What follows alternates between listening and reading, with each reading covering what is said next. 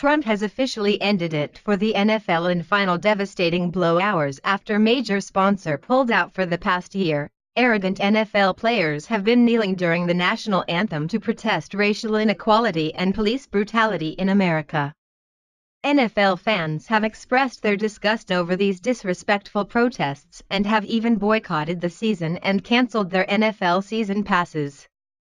Then the racist demonstration reached a fever pitch a month ago when President Trump said that NFL players who kneel should be fired, and then he took it one step further, saying that the NFL should lose its tax-exempt status.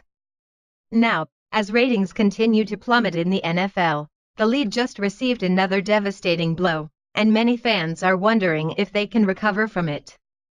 Since the beginning of the NFL season, the horrible national anthem protests have morphed from taking a knee to players raising a black power fist when socking white players on the field. Instead of NFL Commissioner Roger Goodell putting a stop to these racially charged protests, he has allowed them to continue despite the public outcry. Americans are now fed up with these anti-American players preaching to them about racial inequality, all while cashing million-dollar checks. Now, these NFL players have become even more arrogant with their actions, believing that they can do whatever they want without any consequences. Though that may be about to change thanks to the steps that Congress is now taking to end their special tax breaks and subsidies for major sports leagues in its tax reform package. Americans were surprised when they learned that NFL receives billions of dollars in taxpayer-funded federal subsidies. In fact, those huge stadiums that these entitled players are kneeling in have been paid for with your hard-earned money, and the amount you have paid is staggering. Last year, Fox News Sports reported that the American public had spent more than $7 billion to build or renovate NFL stadiums, taking on 46% of the total costs of those projects.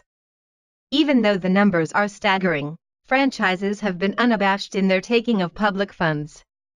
5 teams have received more than $400 million from public funding to build and/or renovate their stadiums.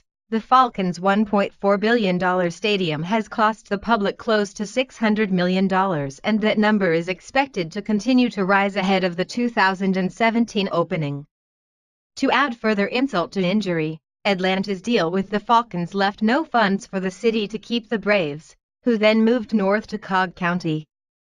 So, after discovering how much money was spent, also these arrogant players could disrespect our veterans off our backs, Congress has decided to step in and make some significant changes. Here is more from Conservative Review. It looks like Congress is taking steps to end some of the special tax breaks and subsidies for major sports leagues in its tax reform package. Professional sports leagues like the NFL enjoy tax exemptions on the municipal bonds that are used to build their stadiums. A provision in Sector 3604 eliminates this perk. If sports teams want to build new stadiums, they're now going to pay federal taxes to do it. These municipal bond exemptions aren't the only tax breaks carved out for the NFL in the current tax code. On Wednesday, CRTV White House correspondent John Miller highlighted the special tax breaks the NFL receives and pointed out how they shouldn't be getting them if some players want to disrespect the national anthem and flag. Getting rid of the municipal bond tax exemptions is a great start to making sure taxpayers aren't subsidizing a politicized NFL. This is just another blow to the NFL, who is already suffering from many corporate sponsors already dropping advertisements with the NFL due to the national anthem protests. These players seem to have forgotten their place in the grand scheme of things, and if they aren't careful, they could be out of a job soon. You see, these NFL players believe that they are somehow more important than those who fight to keep our country safe. If they have a grievance or an issue they want to draw attention to, then they can do it on their own time. There is no reason whatsoever that they should be allowed to kneel on the sidelines and protest in stadiums that tax dollars funded.